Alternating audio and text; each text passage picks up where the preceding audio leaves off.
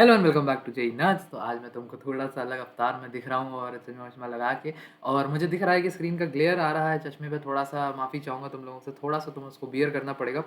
ऐसा इसलिए क्योंकि रात का इस समय बज रहा है पौने 2। अच्छा, अब कम हुआ होगा थोड़ा-सा ग्लेयर। रात का इस समय बज रहा है पौने 2 और मुझे पूरा दिन ना मैं पूरा दिन स्क्रीन पे बीता है। 1-2 जगह मेरी 2 जगह इंटर्न चल रही है, थोड़ा काम वगैरह चलता रहता है, फिर यूट्यूब का साथ में देखना पड़ता है, तो ना पूरा दिन ऐसे स्क्रीन पे निकल जाता है, आँखें भयंकर दर्द होने लगती है। तो इसलिए चश्मा पहनना थोड़ा-सा इम्पोर्टेंट है, और वीडियो को मैं डिले नहीं कर सकता था। आज रात को शूट करना इसलिए ज़रूरी है क्योंकि इस पे मैं टाइम पर लैग कर रहा हूँ और रील कोई भेजनी है एडिट होके तुम्हारे पास, ताकि टाइम से आए, ताकि तुम एक्शन ले पाओ। 6 महीने का प्लानर है और महीने ही नहीं बचे 6, तो फिर कोई फ़ायदा नहीं है ना। तो इसी के साथ complete strategy to master organic chemistry की आज मैं बात करने वाला हूँ। 2 टीचर एसकेएम सर और रोहित अग्रवाल सर, इनको लगाने का थंबनेल पे बहुत एक ही कारण है, बहुत क्या, एक ही कारण है कि जो लर्निंग्स होने वाली है इस वीडियो में, अधिकतम वो इन्हीं की बताई हुई होने वाली है। जो इनसे मैंने सीखी हैं, वही मैं तुम्हें बताने वाला हूँ। इनके अब क्या होता है, ऐसे टीचर्स की जो लर्निंग्स होती है ना, वो ऐसा नहीं होता कि अलग से वीडियो आती है स्ट्रैटेजी की और उससे तुम्हें पता चलता है कि अच्छा ये कह रहे थे। नहीं, मैंने इनके बहुत सारे लेक्चर्स देखे हैं, मतलब अथाह, खासकर रोहित अग्रवाल सर के अथाह लेक्चर्स देखे हैं। बीच-बीच में उन्होंने जो बातें बताई है कि अच्छा इस तरीके से ऑर्गेनिक को अगर मैं ऐसे पढ़ूँगा तो बेहतर रहेगा, इसको वैसे करूँगा तो बेहतर रहेगा। तो वही सब बातें आज मैं तुमसे डिस्कस करने वाला हूँ। थोड़ा-सा मेरे साथ बियर करना है, इसी के साथ शुरू करते हैं।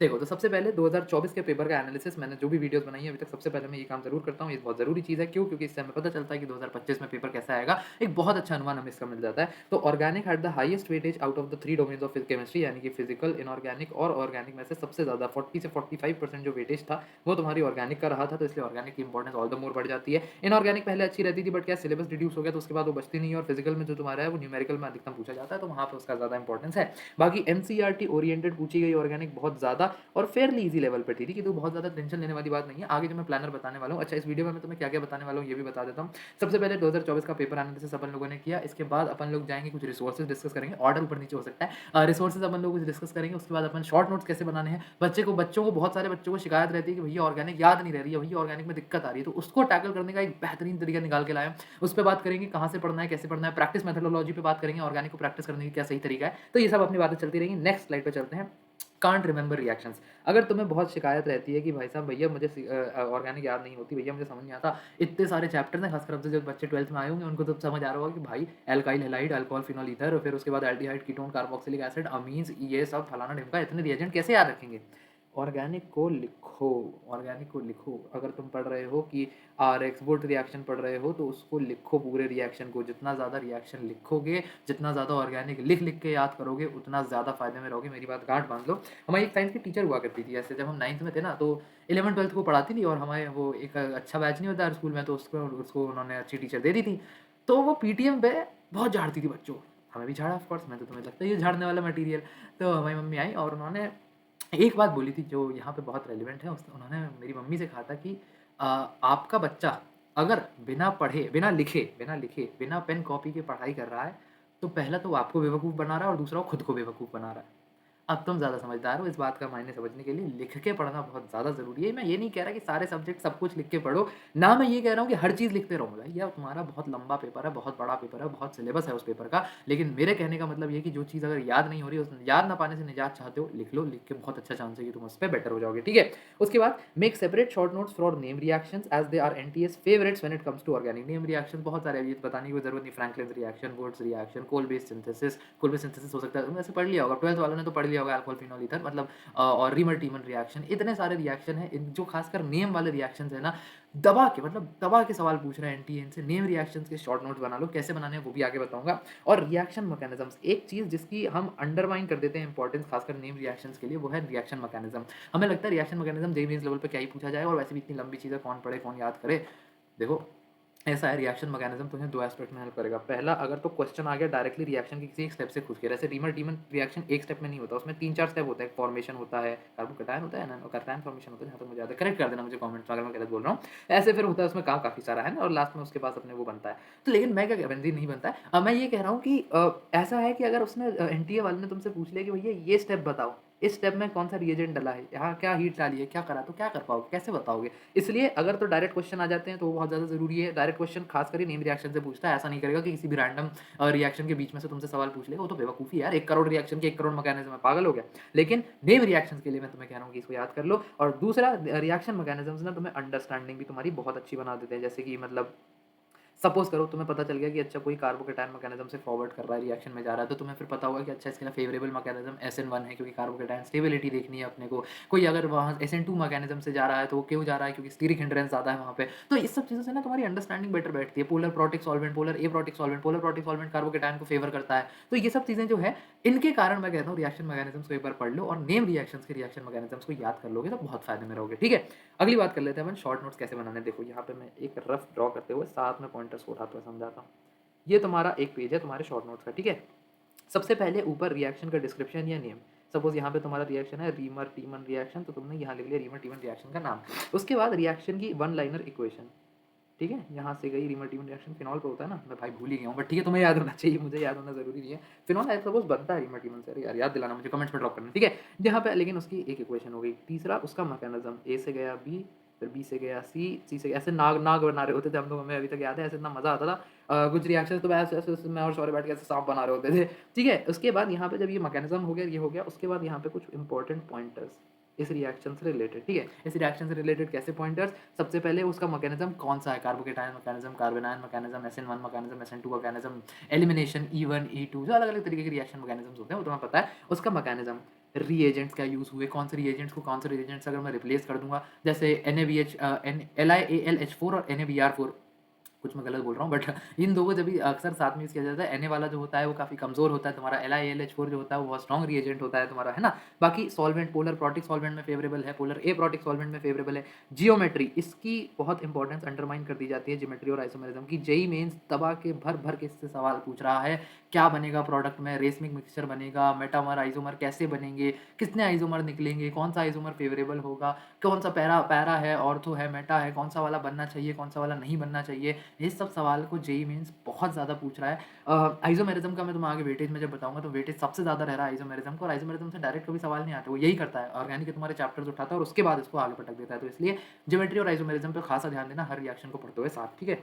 अगली बात कर लेते हैं अपन वेटेज ब्रेकडाउन। देखो अब मैं ये कहना चाह रहा हूँ कि वेटेज मैंने ब्रेकडाउन कर दिया है, बट यहाँ कोई प्रायोरिटी नहीं दे रहा मैं, क्योंकि ऑर्गेनिक में प्रायोरिटी ऐसा नहीं है कि भैया कुछ तुमने पढ़ा और फिर कुछ छोड़ दिया। यहाँ पे एक 7 बायोमोलिक्यूल्स भी ऐड कर लो, वो मैं डालना भूल गया यहाँ पे। लेकिन कह रहे कहने का ये है कि ऐसा नहीं कर सकते तुम ऑर्गेनिक में कि तुम अरे भाई साहब मैं कुछ सिलेबस छोड़ना है, सिलेबस पूरा नहीं हो रहा ऑर्गेनिक में, चलो जीओसी छोड़ के चला जाता हूँ, अल्कोहल फिनॉल ईथर पढ़ लूंगा। मूर्ख वाली बात है ये बहुत ज़्यादा।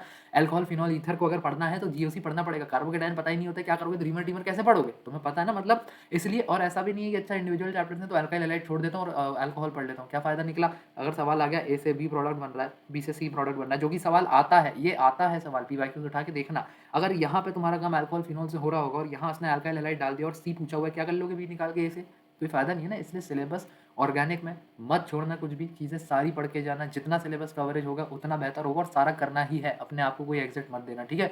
अगर चॉइस भी चाह रहे हो, ऐसा लग रहा है 11th आवर पे आ गए हो, कुछ छोड़ना है, बिल्कुल लगी पड़ी है, रिएक्शन मैकेनिज्म्स इग्नोर कर देना। बहुत मेजर जैसे रीमर टीमन कोल बेस इन सब के रिएक्शन मैकेनिज्म पढ़ लेना, लेस नोन के मत पढ़ना, लेकिन बहुत घटिया सिचुएशन आ जाए तब, ठीक है। बाकी तुम्हें चैप्टर तो पता ही है, यहाँ तो मोर और लेस सिलेबस लिखा हुआ है। वेटेज ब्रेकडाउन जो है वो 1 से 6 तक ऐसे गिर रहा है, तो जो सबसे ऊपर है जीओसी आइसोमेरिज्म है तुम्हारा, इसका सबसे ज्यादा वेटेज है। अब वही है, जीओसी से तो डायरेक्ट सवाल फिर भी आ जाते हैं, एसिडिटी बेसिडिटी के बेसिसिटी कह रहा हूँ। आइसोमेरिज्म में कभी डायरेक्ट सवाल नहीं पूछता, आइसोमेरिज्म में सवाल पूछेगा इन सबसे मिला के ही, तो तुम्हें करना कुछ नहीं है, इन सबको जब पढ़ रहे हो तो इनके साथ आइसोमेरिज्म क्या क्या हो रहा है वो जरूर पढ़ते जाना। उसके बाद अल्कोहल फिनॉल ईथर सबसे ज्यादा देखा गया, फिर अल्काइल हैलाइड्स, फिर एल्डिहाइड्स कीटोन, जो कि मुझे थोड़ा शॉकिंग लगा, जबकि एल्डिहाइड कीटोन में पढ़ने वाला ज्यादा है, बट ये दोनों चैप्टर्स का वेटेज सबसे ज्यादा रहता है। उसके बाद अमाइड्स, अमीन्स होगा, वैसे अमाइड्स नहीं होगा, अमीन्स होगा, अमीन्स, अमीन्स के अंदर ये माइट्स भी आते हैं और हाइड्रोकार्बन्स, ठीक है। तो ऐसे तुम्हारी वो रहती है। अब हाइड्रोकार्बन्स की वही बात, हाइड्रोकार्बन अगर तुमने नहीं पढ़ा तो उसके बाद तुम्हें पता ही नहीं है ना बाकी के चैप्टर्स में क्या हो रहा है, इसलिए ऑर्गेनिक में ये बेवकूफी मत करना कुछ भी छोड़ने वाली, ठीक है। अब अपन कुछ रिसोर्सेज की बात कर लेते हैं, सबसे प्यारे रिसोर्सेज जो मुझे लगता है मतलब माशाल्लाह। पहला, अगर तुम्हारा ऑर्गेनिक का सिलेबस हुआ है और रिवीजन करना चाहते हो तो जेई वाला ऑर्गेनिक के एक 12 आवर की वन शॉट है जो रोहित अग्रवाल सर ने ली है। ये वन शॉट भाई साहब मेरा जेई मेंस का फर्स्ट पेपर था, मैंने ऑर्गेनिक रिवाइज नहीं करी थी ओवर कॉन्फिडेंस में कि मेरी ऑर्गेनिक अच्छी है, मुझे आ जाएगी, ठीक है। पेपर से 3 दिन पहले मैंने कोई लास्ट अपना पीवाईक्यू लगाया था, लास्ट पीवाईक्यू का पेपर लगाया था, और भाई साहब उसमें मेरे से ऑर्गेनिक के सवाल ही नहीं बन रहे। ऐसा नहीं था मुझे आता नहीं था, मैं भूल गया था। उसके बाद मैंने दूसरे दिन बैठ के ये आर्य सर की 12 घंटे की वो देखी थी, मैं फास्ट फॉरवर्ड करके देखता था तो मेरे को 7-8 घंटे लगे थे, मैंने वो लगा दिया था, मैं उस समय 15-20 घंटे पढ़ लेता था। 7-8 घंटे में मैंने भाई साहब इन्होंने ऑर्गेनिक ऐसे रिवाइज़ कराई है, ऐसे रिवाइज़ कराई है, बट हाँ, प्री-रिक्विज़िट ये है कि इसमें इन्होंने थ्योरी डिटेल में नहीं पढ़ाई है, थोड़ा-सा इसमें क्वेश्चन प्रैक्टिस पे ज़्यादा ध्यान है। तो एक बार थ्योरी हो जाए तो क्वेश्चन प्रैक्टिस के लिए तुम इस रिसोर्स को ज़रूर रेफ़र कर सकते हो, ठीक है?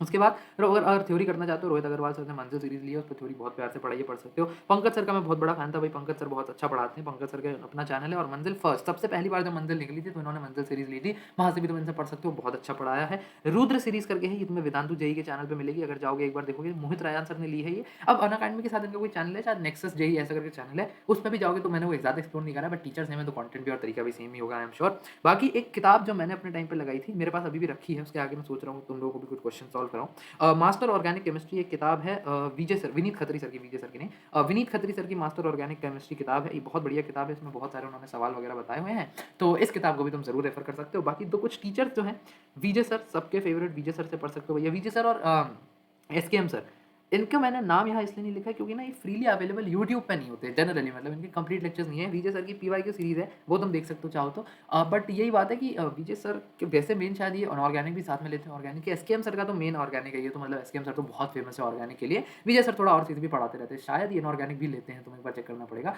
अगर इनका तुम्हें कोई पेड कोर्स मिल रहा है या कोई बच्चा है जो इनके पेड कोर्स कंसिडर कर रहा है, ले लो, बहुत क्रेजी टीचर्स हैं, बहुत अच्छे टीचर्स हैं, ठीक है। अब अगर बात कर लेते हैं प्रैक्टिस मेथोडोलॉजी की, ये अपना आखिरी सेगमेंट होगा। प्रैक्टिस मेथोडोलॉजी क्या कर रहा हूँ मैं, sorry tongue, slip of tongue.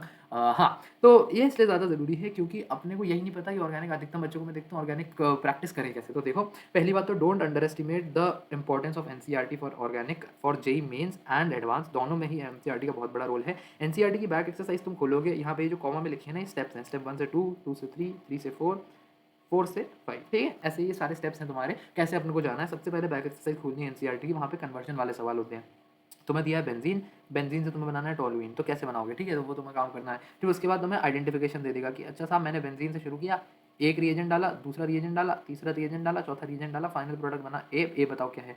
ये सब सवाल कुछ नहीं है, इनसे तुम्हारे रिएक्शन इतने तगड़े तरीके से वो हो रहे होते हैं ना, एकदम रिवाइज की, तुम्हें मजा आ जाएगा। ऑर्गेनिक तुम्हें याद करने की जरूरत नहीं पड़ेगी अगर सवाल ऐसे लगा लोगे, ठीक है। उसके बाद जाओ जेईई मेंस के पीवाईक्यू पे, जेईई मेंस पीवाईक्यू के बहुत अच्छे तरीके से तुम्हें दूसरी चीज़ों पे टेस्ट करता है। अब एनसीईआरटी में तुम देखोगे ना, तो आइसोमेरिज्म पे अलग से ज़्यादा सवाल नहीं है इसकी बैक एक्सरसाइज में, तो यहाँ पे तुमने देखना है कि जीओसी और आइसोमेरिज्म को मिला के ऑर्गेनिक में जो सवाल पूछे जा रहे हैं वो किस तरीके के आ रहे हैं, है ना। तो ये सब चीज़ें थोड़ी सी अपने को ध्यान रखनी है, इन सब चीज़ों को पढ़ोगे अपना कब काम हो जाएगा। उसके बाद आएंगे अपन लॉन्ग जेईई एडवांस पीवाईक्यू पे। लॉन्ग जेईई एडवांस पीवाईक्यू से मेरा क्या मतलब है, अगर तुम थोड़ा सा खोजोगे ना, तो जेईई एडवांस ने ऐसे सॉल्व करवाए, ए ये डाला, ये डाला, ये डाला, ये डाला, ये डाला, तो ये C D E F G, इसमें ये डाला, ये डाला, ये डाला, ये डाला, ये डाला, तो एक्स बना। अब 1 2 3 4 5 6 7 8 9 10 बता दो, ऐसे करता है बदतमीजी जेईई एडवांस, एक सवाल में 10 10 सवाल पूछ लेता है। तो वो थोड़ा सा तुम्हें, इसलिए इसकी प्रैक्टिस अगर तुम्हें मिल जाएगी तो बहुत मजा आ जाएगा तुम्हें अलग से। बाकी ये मुझे लगता है this should be the end of the video, right. हाँ, तो इतना ही मैंने प्लान किया था तुम्हें ऑर्गेनिक का। मुझे नहीं लगता इससे बढ़िया मैं कोई गाइड दे सकता था, सारी मैंने बातें कर ली, कैसे प्रैक्टिस करनी है, कैसे क्या करना है। अब तुम्हारे ऊपर है, तुम इस रिसोर्स को जो तुम्हें फ्री में दिया गया है कैसे इस्तेमाल करते हो। बाकी पढ़ाई करते रहो, कोई दिक्कत वगैरह हो तो कमेंट ड्रॉप कर देना, और हम यहीं हैं तुम्हारे कमेंट्स का रिप्लाई करने के लिए। Bye bye.